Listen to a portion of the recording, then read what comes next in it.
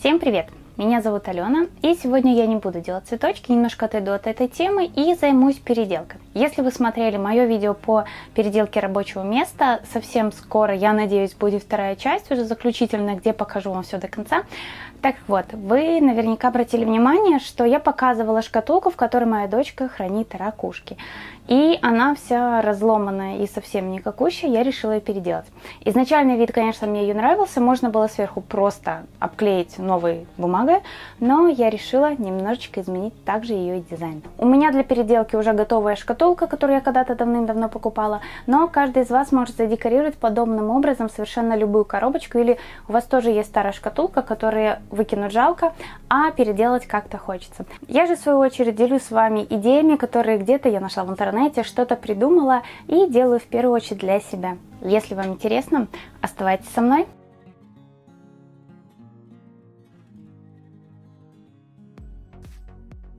Убираю из шкатулки все содержимое. Моя шкатулка уже вот в таком потрепанном виде.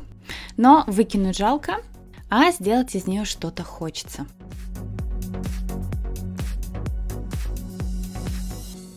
Первое, что придется сделать, это оторвать сверху, если есть какие-то декоративные элементы, и подклеить.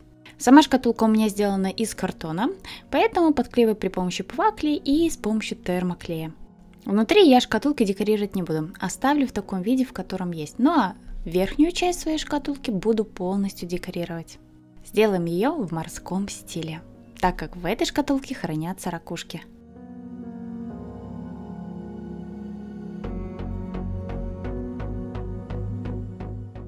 После того, как я подклеила все углы, и они, как оказалось, не совсем надежные, я решила их немножко укрепить при помощи ПВА-клея и самых простых салфеток. Можно использовать газету или обычные белые листы офисной бумаги.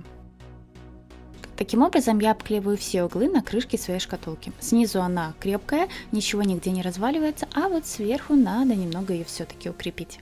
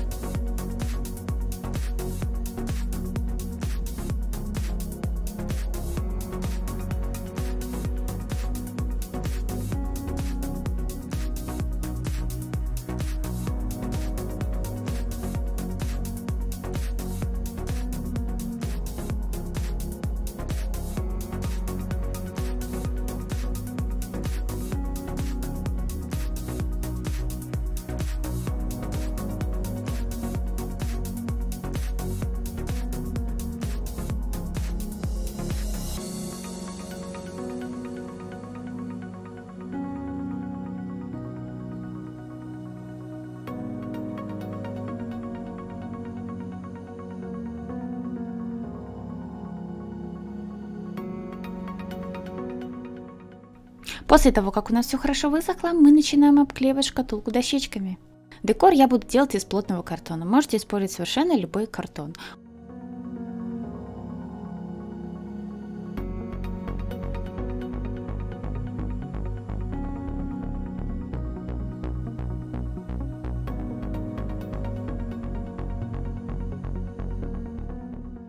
Я нарезала дощечки на низ своего сундучка и сверху тоже, только они у меня будут длинные. Знаете, в то время, когда я делала, я даже не посмотрела в интернете, как это и выглядит сундуки. Почему-то совершенно забыла. А нужно было располагать свои все дощечки не вертикально, а горизонтально. Тогда было бы больше похоже на сундучок. Но ничего страшного, тот результат, который получился в итоге, мне тоже нравится. Если вы будете делать тоже свою шкатулку наподобие сундучка, обязательно посмотрите в интернете, как правильно располагаются дощечки. Хотя, с другой стороны, в нашем творчестве можно делать все, как мы захотим. Как говорится, я художник, я так вижу.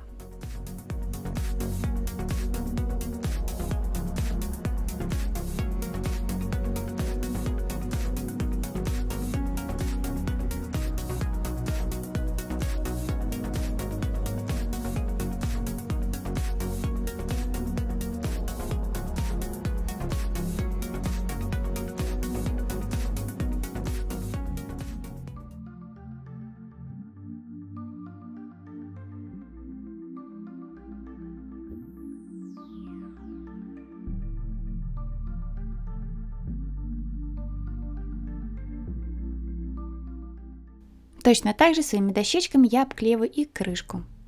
С обратной стороны я дощечки делаю немножко короче, для того, чтобы крышка хорошо открывалась. И все буду приклеивать на термоклей. Постепенно обклеиваю всю свою шкатулку, по бокам не трогаю, оставляю так, как есть.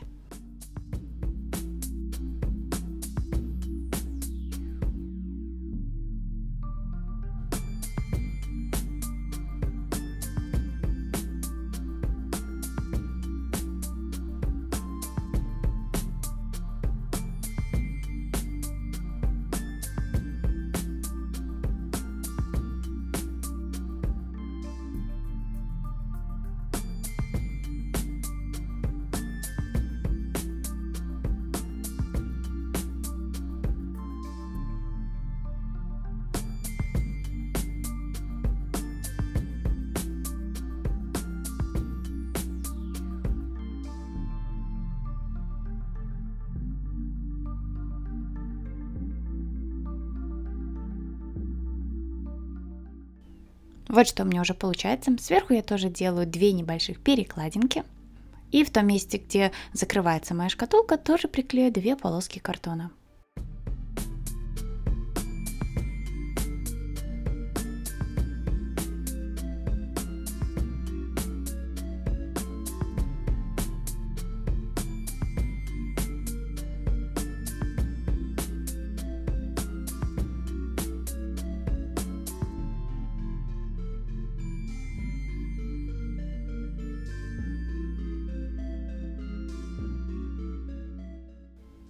После того, как я все приклеила, все у меня хорошо высохло, я беру шпатлевку по дереву и начинаю сверху декорировать шкатулку. Можно, конечно, зашпаклевать все края, все дырочки, которые у вас образовались по краям, но я же это делать очень сильно не буду. Беру небольшой кусочек мешковины и приклеиваю сверху. И тем самым именно мешковина будет служить, так сказать, арматурой для дальнейшего декора.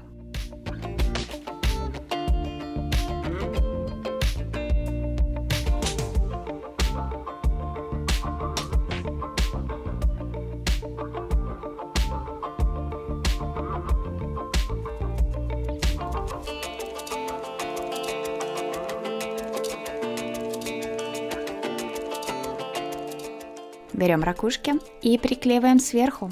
Тут уже можно фантазировать, выкладывать их как вам нравится. Я использовала как ракушки, так же и камушки. Шпатлевка по дереву очень быстро сохнет, поэтому работать нужно быстро.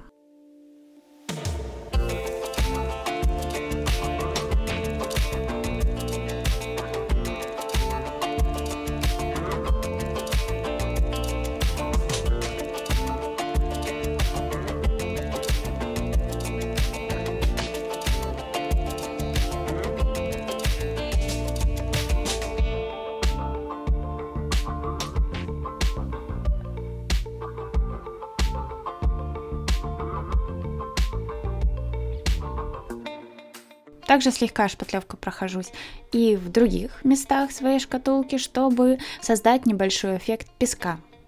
И чтобы она не была такой сильно ровной, а все-таки слегка состаренной.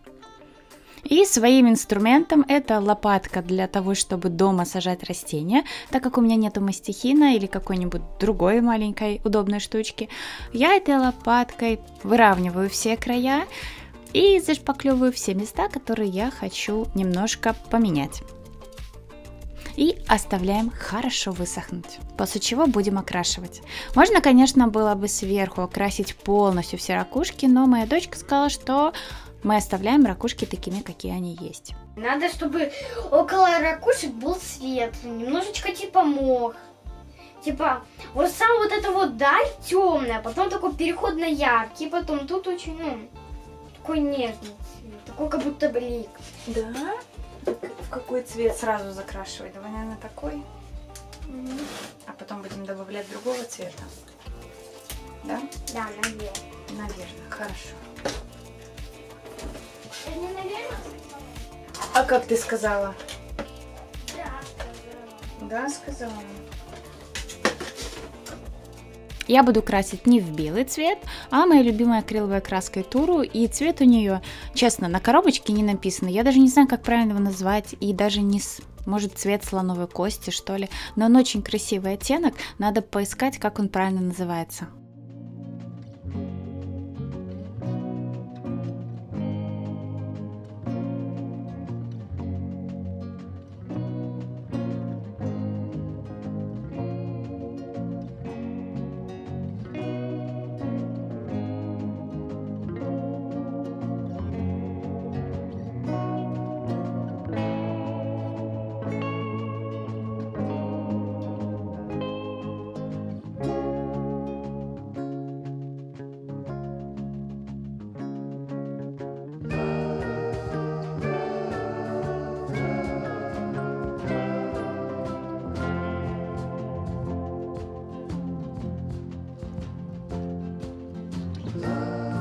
Вот, я все покрасила, и знаете, у меня закончилась краска. Поэтому вторым слоем я красить не буду, оставлю так, как есть. И ничего страшного, что у меня просвечивается по краям рисунок.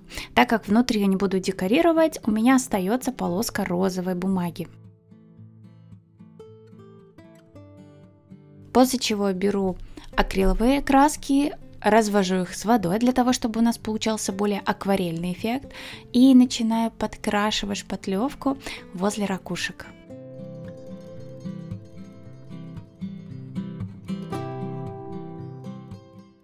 Тут уже можно фантазировать сколько угодно. Рисовать можно совершенно любыми красками. Не обязательно вы можете это сделать голубым. Можете сделать, как будто бы это песок. И покрасить какой-нибудь бежево-коричневым оттенком. Моя дочка сказала, что там должно быть слегка, как будто бы мох. В работе я сильно развожу краску и помогаю себе салфеткой. Таким образом краска затекает вовнутрь и создается красивый интересный эффект.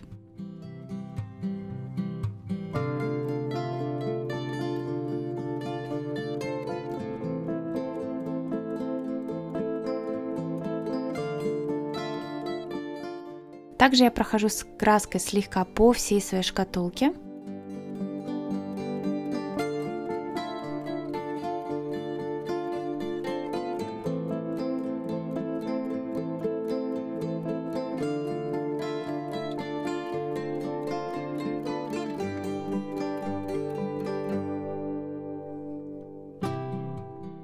И еще зеленым цветом немножко сверху.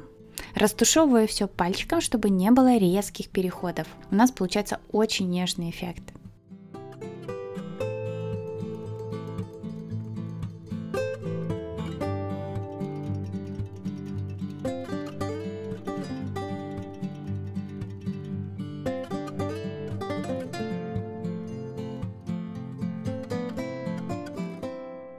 После чего делаю ручку. Делать ее буду из толстой джутовой веревки. И приклеиваю ее. Если бы у меня веревки было больше, можно было опустить эту веревку полностью по всей шкатулке вокруг. Но так как у меня ее немного, ее не хватало, я приклеила только на лицевой стороне.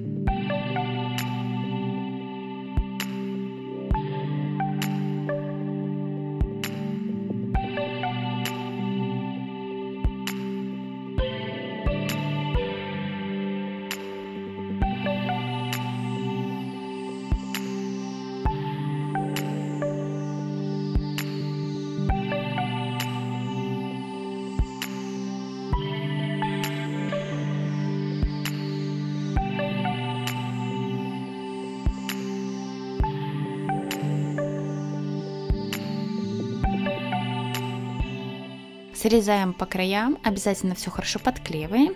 И тут мне захотелось все-таки еще состарить больше свою шкатулку, поэтому я использовала краску коричневого цвета, которую я носила при помощи губки. И вот такая шкатулка у меня получилась.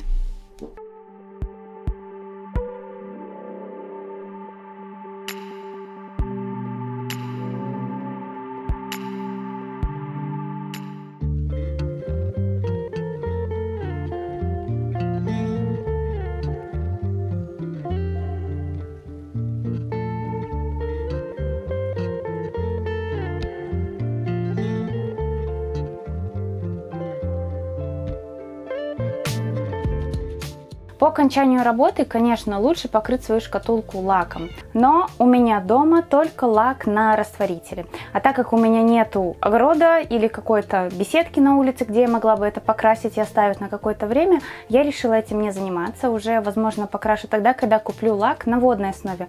У него нет запаха, и, в принципе, таким лаком мне намного больше нравится пользоваться. Похожих идей очень много в интернете, вы можете посмотреть и найти для себя, возможно, что-то еще интересное. Добавить туда можно любые декоративные элементы, все, что связано с морем. У меня это были просто ракушки и камушки. Если вам понравилось, ставьте лайк. Если не подписаны на мой канал, подписывайтесь. Впереди вас ждет много интересных видео. И до новых встреч. Пока-пока!